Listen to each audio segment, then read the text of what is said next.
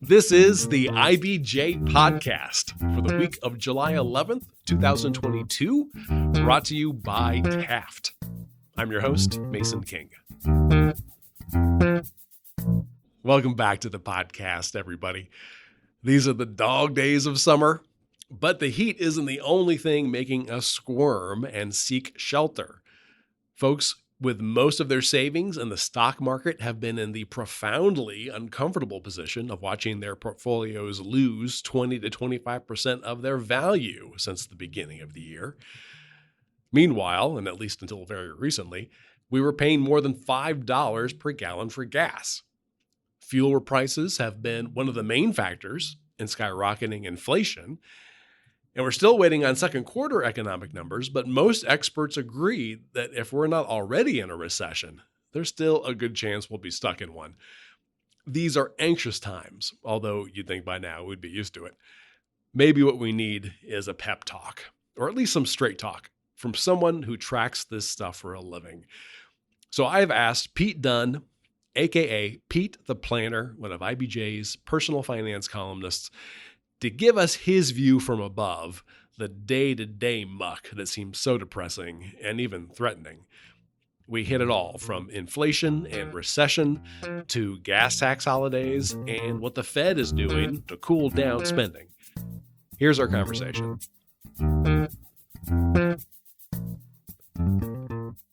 I am always happy to welcome back to the podcast Pete Dunn, aka Pete the Planner. How is your summer going? Mason, it's going pretty well. The central Indiana humidity has ripped its claws into my life and made me run for shade like every good ginger before me has done. Do you have to, do the SPF on your head and everywhere on your body? I'm sunshirt dad. Yeah, no, I walk around looking like a beekeeper most of the times, even when I'm outside, especially when I'm outside. Yeah. In your recent column, you mentioned some of the stuff that you have been doing to avoid the clutches of inflation. And so I wanted to talk about some of that stuff today. And you, of course, have your ear to the economic firmament of America. So I know that you're attuned to the massive amount of anxiety that Americans are shouldering about their finances. Obviously, we're getting hit at the gas pump. Those prices are one of the main factors in skyrocketing inflation overall. Then we get smacked in the face by our 401k balances or wherever we put our retirement money. Under the mattress, I guess, is the only good place right now. Stocks were down about 20 to 25% over the first 6 months of 2022, depending on your favorite index or economic sector. And by the way, the Russell 2000 is now my favorite. Just so I don't know if that helps anybody, but I like the Russell 2000. What we really need for you is to talk us off the ledge, or at least give us a better idea of where to stand on the ledge. And this is gonna be 101. But let's start with inflation. Can we just demystify it for everybody? Can you briefly explain the elements in the economy that have led to this record inflation? I will answer that. I'm still Googling firmament. Inflation, very simply, is that the price of goods and services can increase over time. And boy, they certainly have. And I will note that most often people absorb these price increases. Typically, inflation runs 2 to 3% a year.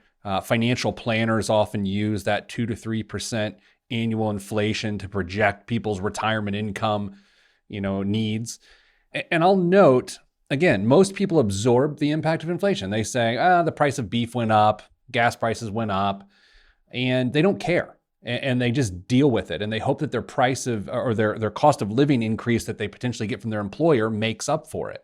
Mm. But Mason, we're at a time now where just about everyone has to stop doing that. And I'm not sure people have figured that out yet. I know people love to complain about inflation. Like, we figured that part out, but I don't think we figured out I actually have to change my behavior. I can't drive as much as I previously have driven. I cannot go out to eat as much. I cannot buy a steak. I have to buy hamburger, which is, of course, an old cliche, but I don't think people are reacting quickly enough right now. Mhm. I'll tell you my experience that I just had over the last couple of weeks. I went on vacation for a week. This is something that was, planned. I mean, literally a year ago. And we go up to this little town in Upper Michigan. I mean, no stoplights, no chains. I mean, it's a small town. And I would say that the price of food at the restaurants there, everything was at least $3 or $4 more expensive. Obviously, the gas, to drive for 7 hours to get there was quite a bit more. And at the time, I was like, hey, we're on vacation. That's fine, blah, blah, blah. And then I took a look at my credit card bill. And I'm like, holy moly, this is terrible that this has happened, when I want to go on vacation. Yeah, it's adding up. And I think it being summer travel season, it being 4th of July time frame, I think people are naturally, this is the time of year where people spend a lot of money. It's this time of year, and it's the December holidays. And I'll also say it doesn't feel like there's any end in sight for inflation. I have read now for the better part of 6 weeks that come the end of July, gas prices are likely to be $6 a gallon, right when I'm ready to take a cross-country trip with my family. And so I don't know. I don't know what's going to happen next, although I have a small hunch from a business standpoint. I think corporate travel, which to some degree helped buoy the travel industry as families were still trying to decide to come back into the marketplace. I think corporate travel is going to slow because I'll say even for our group, which we travel quite a bit, you're talking about 2-3x plane prices of what you're used to. So when you put together your budget at the beginning of the year, we've blown through it, and it's not even halfway through the year. This is an interesting difference. Again, we had 2 vacations scheduled for this year. The second one is coming up when we're going to fly to Mexico. Those tickets were $700. I understand from your column, recently booked a flight to Des Moines, Iowa, and it was more than $1,000. Yeah, it was like $1,200. And I mean, no offense to Des Moines, which of course is French for the Moines.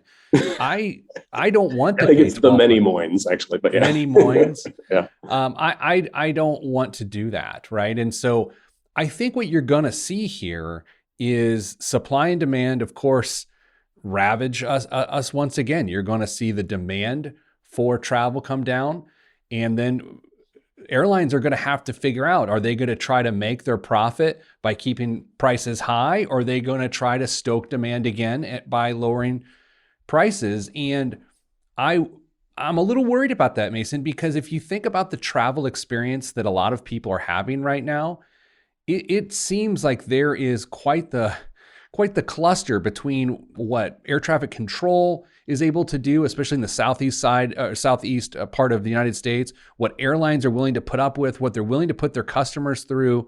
It's a little shocking. I got to be honest. It feels like there's just not enough scrutiny to the point that there's not going to be change coming anytime soon there.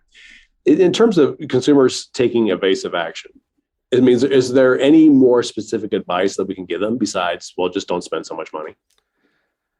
Yes, I think it's knowing where you can make changes, plain and simple, right? You've got the natural, regular spending categories. You've got food, you've got fuel, and then you've got whatever your vices happen to be. I mean, if you happen to be a person that loves to online shop or go to concerts or whatever, I think that's where you can begin to make changes. I'll also note, we talk about, I believe there's going to be a huge increase, if not double digits, close increase of energy prices coming to central Indiana, which has been projected. So that hasn't even taken hold yet. Again, I'm a little weirded out by this because I also think at some point in time, college inflation slowed down in the last few years as the cost of college.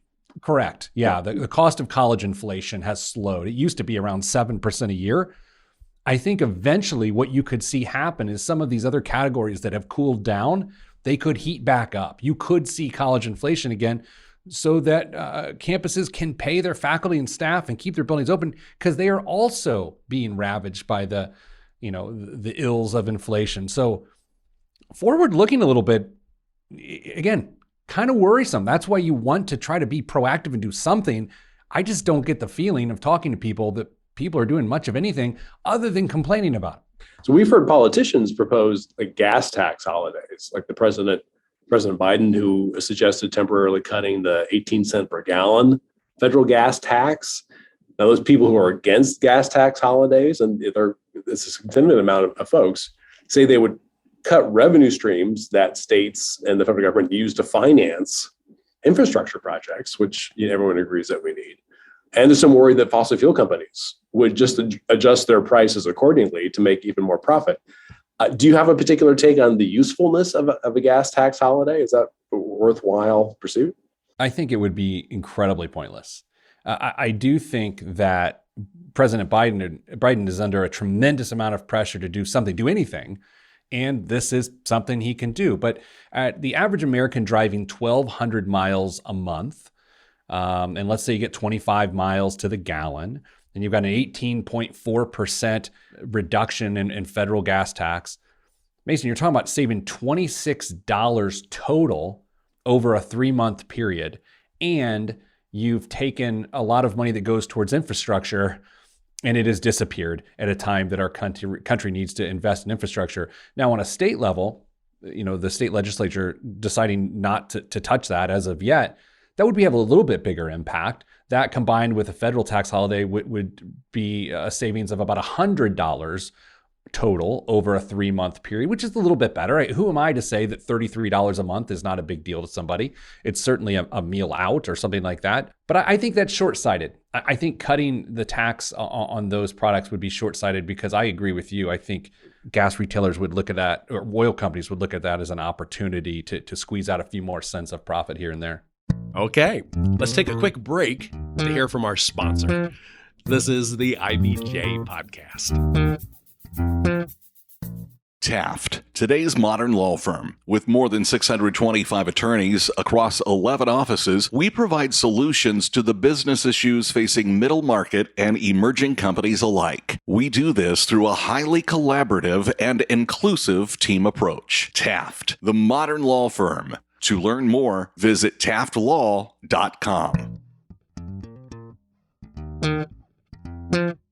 All right, we're back with this week's edition of the IBJ Podcast and our discussion with Pete the Planner about inflation, recession, and that sinking feeling in the stock market.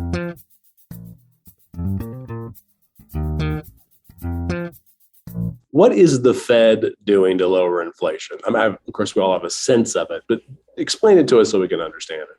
So by raising the federal rate, the Fed rate, what we're doing to interest rates is you're making it more difficult to borrow money. You're making it, you're shrinking markets, so to speak. So let's think about housing for a second. If housing interest rates go up, that means that to purchase a home and to be able to qualify for the payment that it takes to make a mortgage payment on a home, the market of buyers shrinks because fewer people are going to be able to afford that payment because it is, in theory, more expensive. That should, in turn, bring down housing prices because it'll bring down demand because there'll be fewer buyers in the marketplace.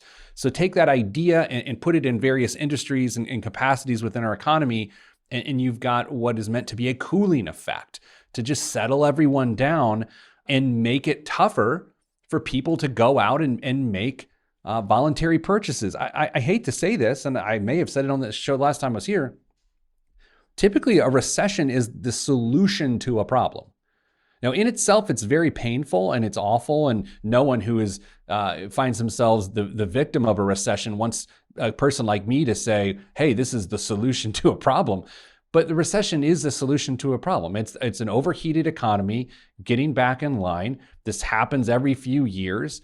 And so by increasing interest rates, we're trying to calm down the economy. We're trying to get to a point where people are not spending so much money and there is pain associated with that. That's a really interesting take I've never thought of before. That the recession, which we all look upon as some sort of an invader into our financial lives, and the Darth Vader of economics, actually is an immune response from the economic ecosystem. Far be it for me to start making medical analogies here, but when you're sick, a lot of the symptoms you're dealing with are the response of your body trying to fight whatever is invading you. And I think there's some parallels there with a recession. A recession is good. And man, that's gross. And man, I'm really sorry. Send your emails to Mason specifically. Think about 2008, 2009. Think about those timeframes. What happened once we got through that recession? The economy took off again. The stock market took off again. Unemployment came down again. But you are going to see increased unemployment with a recession, which isn't great. It's such a weird time because there was such an increase in income where people were able to go out and get base income increased and switch jobs. The Great Resignation led to pay increases. And so I think that's going to make the next 6 to 12 months rather peculiar. But if you check the tapes, my friend, and I know you will, you and I have had this conversation for the better part of 2 years. And I told you then, and I'll repeat it now, 2020, weird year, terrifying. But people had great habits and they made really good personal finance decisions because they had to. 2021, we wanted to release our pent-up consumer demand and we were ready to feel normal again. So 2022, as you will hear on the tapes, was always destined to be this way. There was no chance it would not be this way, which we've been saying for 2 years, and here we are. When you stoke that much money into the economy, those many stimulus dollars, this is what happens. And that's not to say it was a mistake to have those stimulus dollars, but this just happens to be the byproduct of it. I mean, the word recession in the media often is used for shock value. Can we demystify just a little bit more? What is the real definition of recession? Yeah, it's when the gross domestic product shrinks. So the economy puts out less productivity. It puts out less economic activity than it did the previous quarter. And so the technical definition of a recession is that happens 2 quarters in a row. And what we know is that the first quarter, it was just an updated number. I think it shrunk by 1.6% or something like that in the first quarter. And it is very likely to have shrunk in the second quarter. And we'll get those numbers here in the next month or so. So Mason, that is to say, we're probably technically in a recession right now. It's just a matter of how long it takes to get out of a recession. Usually, I believe the number is 9 months is what it takes to get out of a recession is sort of the average. Will we see that? I don't know. I could see us definitely being out of the recession by the second quarter of next year, but I could see us being in this recession, of course, in the second quarter now, the third quarter, and the fourth quarter. It's sort of hard to argue that won't be our reality. I'll put it to you. What will have to happen in the next 6 months to yank us completely out of a recession? The only thing that can really happen is the interest rate increases will cool everything down and people will spend less money, and that could work. Do you have any tips for recession proofing your life? Yes. Here's the weird part is and I think this is a helpful comment, but it is also admittedly, it's hard to deal with. And so here's the comment. Sometimes you have to put your personal economy above the economy itself. And the best thing people can do right now is to stop spending money. That is the smartest thing you can do right now. And I'm not talking, Great Depression, withdraw your money I'm not talking about any of that stuff. I'm just saying, show some discretion. If Friday is pizza night and it's always been pizza night, maybe Friday's put a Red Baron pizza in the oven night and instead of the $40 for delivery. And my friends that own pizza restaurants are apparently texting me immediately as I say this, but you have to change your habits. We were shocked into behavior change in March of 2020. Were you not? I mean, Mason, I'll ask you. I love asking you questions. Were you shocked into behavior change March, April, May of 2020? I would say maybe the biggest behavior change for me personally was not my decision. I was working from home. Working from home means I am not driving anywhere, essentially. Also means I'm not spending money on lunch, which I have, decided over the last several years is my one luxury thing. I like to go out with my work friends and eat, and it's expensive. And my wife isn't crazy about it. But, we decided, that's the thing that really makes my day. So I'm going to do it. Well, I wasn't doing that anymore. And so we were saving quite a bit of money just on that. Also, we were saving some money on childcare as well. Yeah, totally. Right. I mean, so what I've just heard you say is from a gas and food standpoint, you were probably saving $300 a month easy, right? That's I think that's fair. Yeah. And for most people avoiding childcare costs during that time, they were saving well in excess of $1,000. So you're looking at $18,000 difference per month for year for people in that situation, on top of the $12,800 of stimulus that the average family of four received. That's a $30,000 annual net difference during that time frame that the average consumer had to improve their lives, and they did. And so the fact that the advanced child tax credit ended in December 15th of 2021 after 6 months of flooding people's accounts with money, and now we're in this, pending recession, incredibly easy to see that this was going to happen. I think what could happen is you could see employers pump the brakes even more on the back to work in office environment, because it'll save people the fuel costs that you just mentioned. It'll save people the lunches out with office friends. I think that's very possible going into the fall. Now we come to what seems like our annual conversation about what to do when the stock market tanks.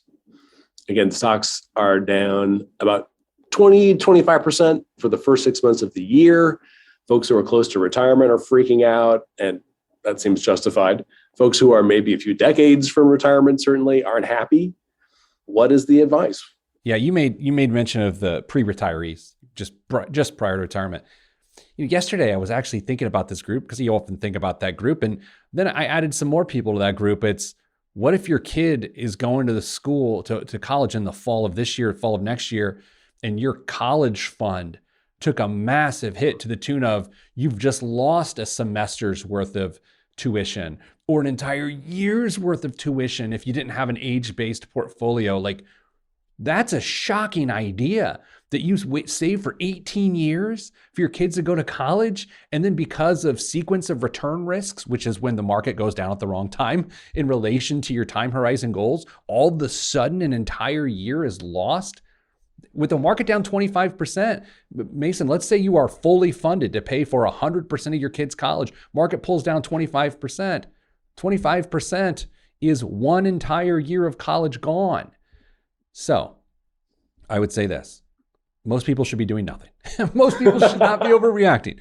Yeah. I will say, if you don't have an age-based portfolio, especially with your college funds, or even you look at a target date fund for retirement, that's problematic. You should look at an age-based portfolio, because it has a glide path which changes the allocation of your investments based on your time horizon as to when you might need that money. Right, because we're conservative as you get closer to retirement. And is that actually the same usually for college saving plans as well? As you get closer to needing to send your kid to school, that investments become more conservative? Yeah, I mean, totally. So it's funny, my kids are 3 years apart, but they are in different bands of these age-based portfolios. So they often have different returns from each other because their money is invested differently. And of course, I don't do anything about it because it's automatic. But yeah, college funds are called age-based portfolios. When you talk about regular investments or your retirement accounts, are generally called target date funds, but it's the same concept. If I'm an investor and I just have a bunch of stocks that I feel great about, that sounds like I do not have an age-based portfolio. No, most people don't. Most people with their non-qualified or non-retirement money don't have an age-based portfolio because it just isn't necessarily prudent. I will note, as I tend to note every couple of times I'm on the show, the crypto investors are certainly learning a thing or two. And that's not me putting on tap shoes on their graves or anything like that, but it is noting that when you are in a speculative market and you are an amateur investor and you put too much money in a speculative investment, you're going to have a lot of sleepless nights. So I'm certainly sorry for that population, but moments like this are inevitable for speculative investors. Is there anything else I should be thinking about? From a financial perspective, no. I think that, and this is, I don't like to make predictions. Every time I'm on here, I make predictions, so let's not lie here. I think the darkest part of this, in terms of time frame, is probably late fall. That's when I think people will feel the constriction of the recession in the stress will increase. It's summer, people are outside having fun, but when you start to go inside to have fun, when you have to go to sporting events, big sporting events in town and spend a bunch of money to do that, and all of a sudden the December holidays are on the horizon, and October is going to be interesting. Now, I'm sure you and I are going to talk between now and October, but I will note I will definitely come on in October and we will see how wrong I am. Oh, good. I'm going to put that on my calendar. Yeah, Christmas is going to be interesting. It will be, because if it's typically the time when most retailers, well, the old adage Black Friday is when retailers get into the black. It used to be that way, at least. Is it going to happen? I don't know. I don't know, especially coming off midterm elections. Who knows what's going to happen? Oh boy, that's a whole other ball of wax. All right, yeah. That's enough for me. Thank you so much for spending time. Good morning, listeners. I hope you had a great Monday morning listening to the podcast with me. I myself am going to grab 30 cups of coffee and turn my day around. Get outside and get some of that good vitamin D, because you're going to need it. All right, buddy. I appreciate it. Thanks so much. My deepest apologies.